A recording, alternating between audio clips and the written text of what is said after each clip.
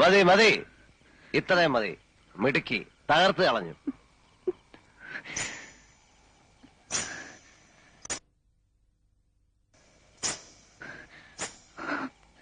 ജയിച്ചു അല്ലേ? അങ്ങനല്ലേ പാടുള്ളൂ. അതെ, വലിയ ആളല്ലേ നിങ്ങൾ. പേരുകേട്ട അച്ഛന്റെ പേരുകേട്ട മകൻ. ഞാനാരാ? നിസ്സാരയായ ഒരു പെണ്ണ്. പക്ഷെ ഒന്ന് മനസ്സിലാക്കുക, എന്റെ ഉള്ളിലുണ്ട് ചെറിയ ചില ജയങ്ങൾ ആഗ്രഹിക്കുന്ന ഒരു മനസ്സ്. അതിനെനിക്ക് തൃപ്തിപ്പെടുത്തിയേ പറ്റൂ. നിങ്ങളെപ്പോലെ രാഭാസന്റെ മുന്നിൽ ചിലങ്ക കെട്ടി ആടിയപ്പോ കളങ്കപ്പെട്ടത് ദൈവദത്തമായൊരു കലയാണ്.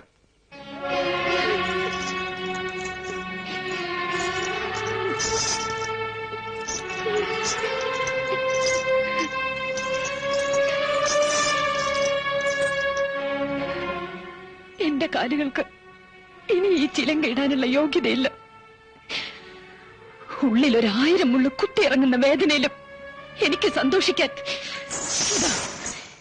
ഞാനിതിവിടെ ഉപേക്ഷിക്കാണ് എന്നേക്കുമായി.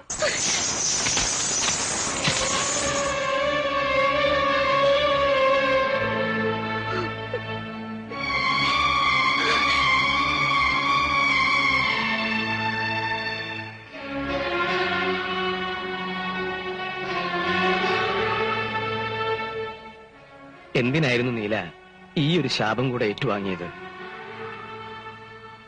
ആ കുട്ടിയുടെ കണ്ണീന്ന് ഒരു തുള്ളി ഇറ്റ് വീഴുമ്പോ ഓർത്തോളൂ, അതൊരു പ്രളയത്തോളം പെരുകും. മംഗലശ്ശേരിയിലെ മേൽക്കൂരയ്ക്ക് ആകാശം മുട്ട ഉയരില്ല.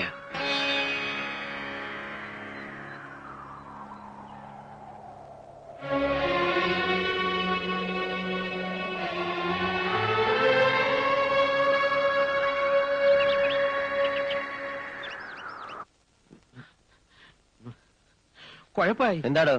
കല്ലൻ ചാക്ക് സിയെ ചെറിയാൻ പൊക്കി. ആരോ ഒറ്റിയതാ. മഫ്തിയിലാ വന്നേ. സർക്കിൾ ഓഫീസിലേക്കാ കൊണ്ടുപോയിരിക്കുന്നത്. ചെറിയാനല്ലെങ്കിലും നമ്മളോടത്ര സുഖത്തിലല്ലോ. നീ SI മധുനെ വിളി. തല്ലും ചവിട്ടും കിട്ടുമ്പോ അവനുള്ള സത്യം പറയില്ലേ? ഹലോ ഹലോ, പോലീസ് സ്റ്റേഷനല്ലേ? ഞാനാ നീലകണ്ഠൻ. SI അല്ലേ? ഓഹോ, സബ് ജയില. ശരി, അങ്ങനെയാ. റിമാൻഡില്ല, സബ് ജയില്. അവിടം വരെ പോണം. വണ്ടി റെഡിയാക്ക്. അവൻ കുറ്റമേറ്റിരിക്കുക. ചതയ്ക്കാൻ ഇനി 1 ഇഞ്ച് സ്ഥലം ശരീരത്ത് ബാക്കിയില്ല മുതലാളി. ഈ തടി പോക്ക. ഇനി ഇതുകൊണ്ട് ജോലി എടുത്ത് കഴിയാവും തോന്നുന്നില്ല. എന്ത് സഹായത്തിനും ഞാൻ പുറത്തുണ്ട്, പേടിക്കണ്ട. എന്നങ്ങനെ ഒരു വാക്ക് പറഞ്ഞോണ്ടായില്ലോ സാറേ. പിന്നെ വളച്ചു കെട്ടാതെ കാര്യം ഞാനങ്ങ് പറയാം. ഒരു തുക കൈ കിട്ടണം. പെണ്ണും പിള്ളേരും പട്ടിണിയായിരുന്നല്ലോ. എന്താ വേണ്ട? 5 ലക്ഷം. ഇതിലൊരു പേശല് വേണ്ട. എന്റെ അളിയൻ വരും. തുക അവന്റെ കിട്ടണം. അതിനെന്തെങ്കിലും മാറ്റം വന്നാ ഉള്ള സത്യം കോടതിയിൽ തുറന്നു പറഞ്ഞ് ഞാൻ തടിയൂരിയെടുക്കും. ഈ 5 എന്നൊക്കെ പറയുന്നത് മുതലാളിക്കൊരു തുകയാണോ? ഏറ്റു.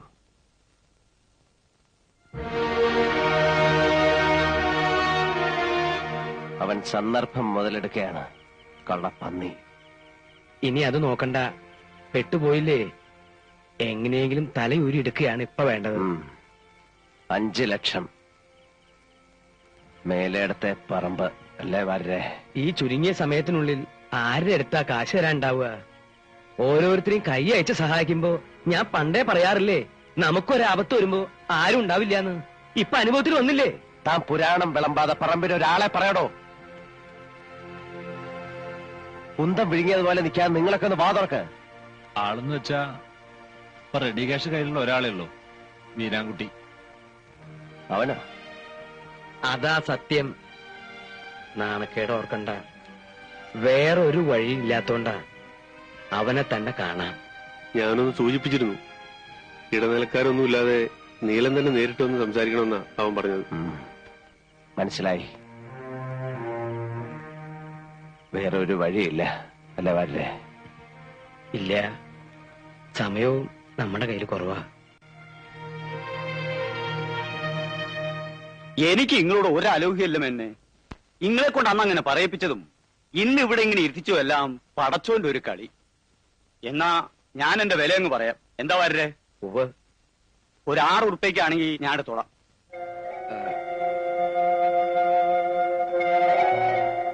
വീരാൻകുട്ടി, അത് വല്ലാണ്ട് കുറവല്ലേ? സെന്റിനൊരു... എനിക്ക് കൂടുതലൊന്നും പറയാനില്ല. സമ്മതമാണെങ്കിൽ കച്ചവടം ഉറപ്പിക്കാം. ക്യാഷ് ഇപ്പൊ തന്നെ കൈത്തരും. വീരാൻകുട്ടി മുമ്പ് പറഞ്ഞത്... മുമ്പ് പറഞ്ഞാലേ നിങ്ങളും മാറ്റിയില്ലേ? അതിൽ കൂടുതൽ വില ഞാൻ കാണുന്നില്ല. വരേ, ഓ, അത് ഉറപ്പിച്ചോളൂ. നീല പറഞ്ഞ പോലെ ചെയ്യൂ. എന്നാ അങ്ങനെ തന്നെ. പാപ്പാ, അതിങ്ങോട്ട് എടുത്തോളി. ഫുൾ ക്യാഷാ. അതാ വീരാൻകുട്ടിയുടെ കച്ചവടം. എഴുതിക്കിലോ അളക്കിലോ ഒക്കെ നമുക്ക് വഴിയെ നടത്താം. എന്താ വരരെ? വാപ്പാ, നിങ്ങൾ തന്നെ അത് മേനോൻകുട്ടിയുടെ കയ്യിലങ്ങോട്ട് കൊടുത്തേക്ക്. വരേ.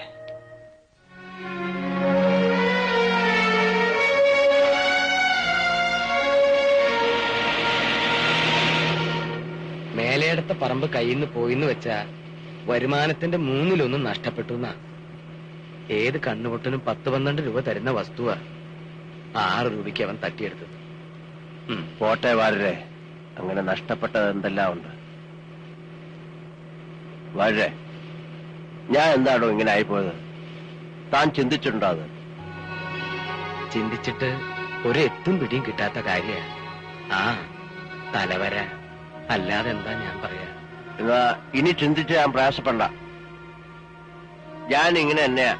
അതെന്താ എന്ന് ചോദിച്ചാ ഞാൻ അങ്ങനെ തന്നെ, അത്ര തന്നെ.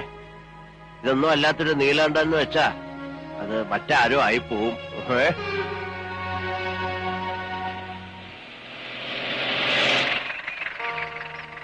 എങ്ങടാ മാഷേ? എങ്ങോട്ടുമില്ല. എന്നാ കേറുക. ഇല്ല, പോട്ടെ. അതെന്ത് പറച്ചില്ല മാഷേ? ഇങ്ങോട്ട് കയറൂന്നേ. വേണ്ട, എന്നെ വിട്ടേക്ക്. ഇല്ല, തൽക്കാലം നിങ്ങളെ വിടാൻ ഉദ്ദേശിച്ചിട്ടില്ല. കേറിയില്ലേ നീലെണ്ണ പൊക്കിയെടുത്ത് ജീപ്പിലിടും. നല്ല കുട്ടിയായിട്ട് കേറിക്കേ.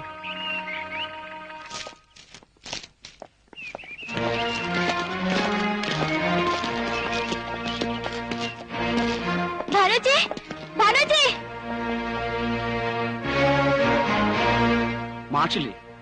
ആരാ? അർബൻ ബാങ്കിൽ നിന്നാ. Revenue recovery. കൊടുക്കാവുന്ന അവധിയെല്ലാം കഴിഞ്ഞു. ഇനി ജപ്തിയല്ലാതെ ഞങ്ങൾക്ക് വേറെ വഴിയില്ല. ഞങ്ങളോട് സഹകരിക്കണം.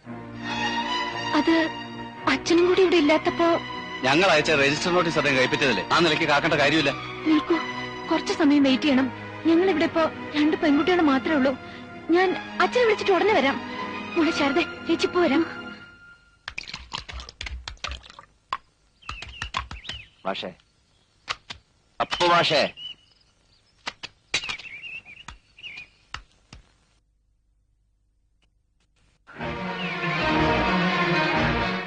എങ്ങട്ടാ കുട്ടിയെ നട്ടുച്ചയ്ക്ക് വേണ്ടണേ?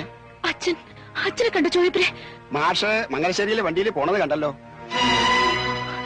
എന്താ കാര്യം? മാഷ് ഇങ്ങനെ മിണ്ടാട്ടം ഇല്ലാതിരിക്കണേ എനിക്ക് ഇഷ്ടമല്ല കേട്ടോ. ഞാൻ പറഞ്ഞില്ലേ മാഷേ, എനിക്കതിലെ പ്രയാസമുണ്ട്. അങ്ങനെ സംഭവിക്കാൻ പാടില്ലായിരുന്നു. എന്ത് ചെയ്യാ?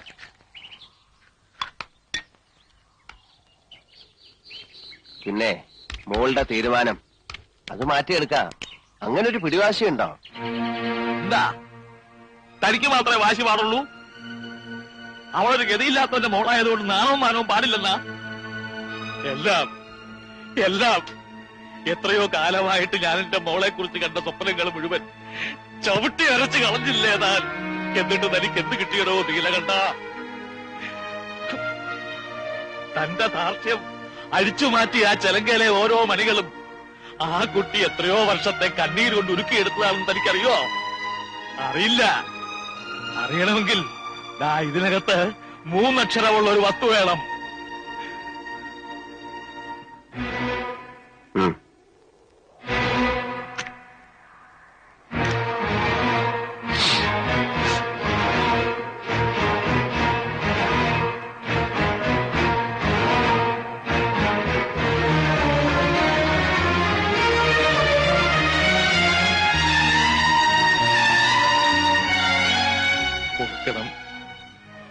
ഉള്ളിലെ വേദന എല്ലാം കൂടെ പുറത്തു വന്നപ്പോ കണ്ണു കണ്ടില്ല. പൊറുക്കണം. പക്ഷേ ആശ്വസിപ്പിക്കാൻ പറയേണ്ട നല്ല വാക്കുകളൊന്നും എന്റെ നാക്കിൽ വരില്ല.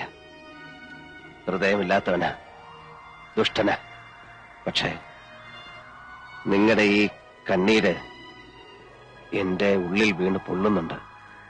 അതെനിക്ക് നെഞ്ചുകേറി കാണിച്ചു തരാൻ കഴിയില്ല. കുറ്റമേറ്റു പറഞ്ഞും പ്രായച്ചിത്തം ചെയ്തും അനുഭവമില്ല. പക്ഷേ നിങ്ങൾക്ക് വേണ്ടി പറയൂ, ഞാൻ എന്ത് വേണം പറയൂ മാഷെ. ഈ മുഖത്ത് നോക്കി ദേഷ്യം എന്ന് പറയാൻ പോലും എനിക്ക് പറ്റുന്നില്ലല്ലോ ഈശ്വര.